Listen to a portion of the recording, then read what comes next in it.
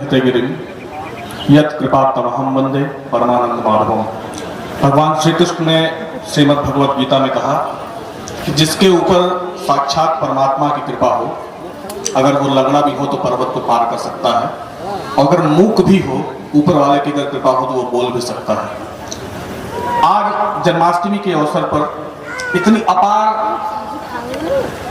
जनसमूह में इस शानदार कार्यक्रम में मेरे साथ मौजूद मंच पर माननीय मंत्री जी, पूर्व मंत्री प्रोफेसर शिवाकांत ओझा जी, जिलाध्यक्ष छविनाथ यादव जी, तिलानी साहब और समाजवादी पार्टी के तमाम पदाधिकारीगण, हम लोगों के शुभेच्छुक, हम लोगों के साथी। बहुत ज्यादा समय भी नहीं मिला है, मैं बहुत ज्यादा समय लूंगा भी नहीं, मुझसे कई श्रेष्ठ लोगों को बोलना है। लेकिन आज जन्माष्टमी के अवसर पर जिस कार्यक्रम में हम लोग आज मौजूद हैं, ये कार्यक्रम सिर्फ लोग बिरहा सुनने के लिए नहीं आए। ये बात सत्य है कि धर्मेंद्र जी ने जो कार्यक्रम यहाँ पे प्रस्तुत किया, अपने आप में अव्वल दर्जे का कार्यक्रम है। मैं दिल की गहराइयों से इस बात को कह सकता हूं कि धर्मेंद्र सोलंकी जी अगर 24 घंटे लगातार गाते रहेंगे तो यहां से जनता कोई एक उठने वाला नहीं है। ये बात और इसलिए मैं माननीय अखिलेश जी को इस बात के लिए धन्यवाद देना चाहता हूं कि सांस्कृतिक प्रकोष्ठ का उनको अध्यक्ष घोषित किया। समाजवादी विचारधारा पर जिस तरह का आप गायन करते हैं वो अपने आप में बहुत उल्लेखनीय है, एकदम उम्दे दर्जे का है, इसमें कहीं कौन बोलने में मुझे कोई संदेह नहीं है। 2022 के चुनाव का आगाज होने चल रहा है। पिछले एक महीने से लगातार मीटिंगें रानीगंज की धरती पर हो रही हैं। समाजवादी पार्टी का एक भी कार्यक्रम अभी तक, जब से 4 अगस्त से बूथ कमेटी और सेक्टर प्रभारी के कार्यक्रम सम्मेलन हुआ, उसके बाद से लेकर आज तक कम से कम 4-5 मीटिंगें हो चुकी और एक भी कार्यक्रम कोई असफल नहीं हुआ। अपार जन समूह के साथ माननीय मंत्री जी को और छविनाथ जी को और पूरे पार्टी के पदाधिकारियों को लोगों ने रिसीव किया। लगातार आप लोगों के बीच में रहने का काम हम लोगों ने किया। माननीय मंत्री जी ने पिछले 23-24 साल में लगातार पिछड़ी हुई बीरापुर विधानसभा को रानीगंज बनाने का काम किया।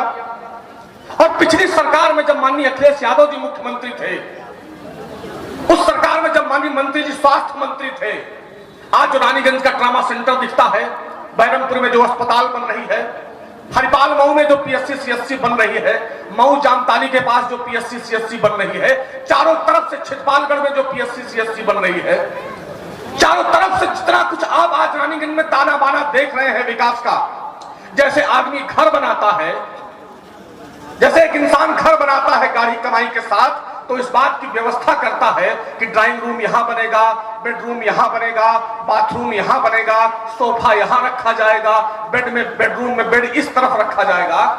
मुझे कहते हुए इस बात का गर्व है कि माननीय मंत्री प्रोफेसर शिवाकांत ओझा ने रानीगंज को उसी करीने से सजाया है जैसे एक आदमी अपना घर सजाता है।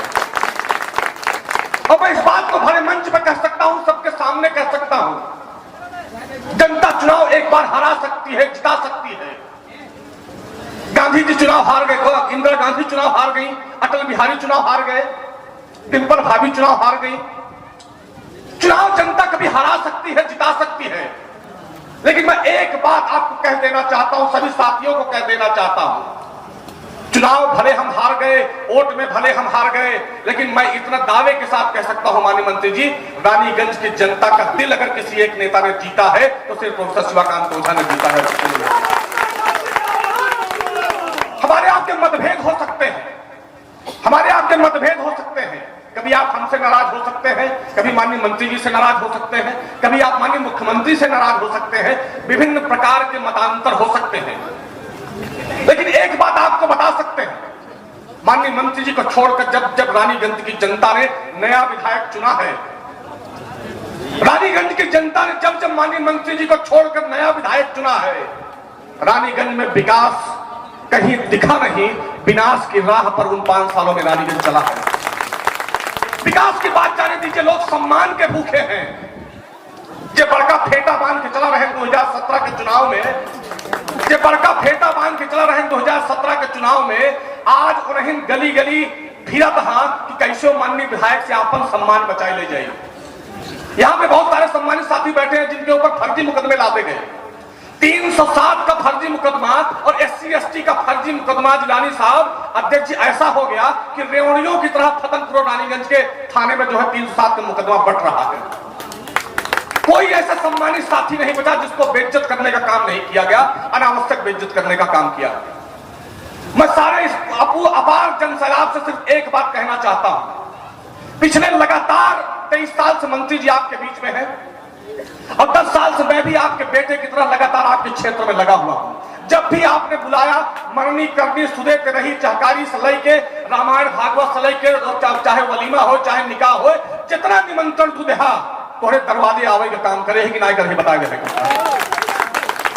कोई ऐसा कार्यक्रम पिछले 4.5 साल में नहीं बचा होगा कि हम माननीय मंत्री जी आपके दरवाजे पर नहीं रखे। चाहे सरलता की बात हो, चाहे सज्जनता की बात हो, चाहे विकास की बात हो, कभी हम लोगों ने राजनीति को व्यवसाय के रूप में काम नहीं किया। राजनीति को हमेशा जनसेवा के रूप में लिया और आज भी सब कुछ अपना छोड़कर आपके बीच में लगातार बने रहते हैं। मैं आपसे सिर्फ एक बात का आश्वासन लेना चाहता हूं, आपका आशीर्वाद लेने के लिए हम लोग आए हुए हैं। मुझे पूरा विश्वास है, माताएं बहनें भी बैठी हैं। अगर हमने पिछले 23-24 सालों में अगर बीरापुर की तस्वीर बदली है, अगर हमने आपसे कभी कभी हमेशा आपको सम्मान देने का काम किया है, हमेशा आपके बीच में लगातार बने रहने का काम किया है, हमेशा जाति धर्म के राजनीति से ऊपर उठकर लोगों को गले लगाने का काम किया है, तो एक बात हाथ उठाकर सहयोग कर देना कि 2022 में अखिलेश यादव की सरकार बना देना और माननीय मंत्री जी को फिर से यहाँ का विधायक बना देना। मुझे पूरा विश्वास है कि आपका स्नेह, आपका प्यार हम लोगों के साथ है। आज इस मंच पर मुझसे बहुत सारे श्रेष्ठ लोग बैठे हुए हैं। इस कार्यक्रम के लिए संतोष जी को और उनकी पूरी टीम को नाम मैं लूंगा तो मेरे पास 50 नाम है जिनको मैं व्यक्तिगत जानता हूं, और दर्शक दीर्घा में आए हुए तमाम सम्मानित प्रधान बंधुओं को, जिला पंचायत सदस्यों को, बीडीसी साथियों को, कोटेदार साथियों को, सबको बहुत बहुत शुभकामना देता हूं। सिर्फ एक बात ये कह के मैं अपनी बात खत्म करूंगा संतोष जी, आने वाले 6 महीने बाद 2022 का चुनाव होने जा रहा है। हम लोग 4.5 साल से आपके बीच में हैं। इन 6 महीनों में आपकी जिम्मेदारी है कि आप अपने गांव और अपने बूथ को जिताने का काम करिए। हमारी मेहनत लगातार जारी है। अब 6 महीनों में अगर आप थोड़ी सी मेहनत कर देंगे तो मुझे लगता है कि रानीगंज में समाजवादी पार्टी का विधायक बनेगा। आपसे सिर्फ यही अनुरोध करने आया हूं, आपसे सिर्फ यही आश्वासन लेने आया हूं कि हम लोग जिस आत्मबल के साथ, जिस मनोबल के साथ हम लोग आगे बढ़ रहे हैं, उसमें अगर आपका थोड़ा सा भी अगर बल लग जाएगा तो मुझे लगता है कि रानीगंज में समाजवादी पार्टी का विधायक बनेगा। मैं आए हुए समस्त साथियों को जन्माष्टमी की शुभकामना देता हूं। मंच पर बैठे हुए तमाम गायक कलाकारों को भी शुभकामना देता हूं।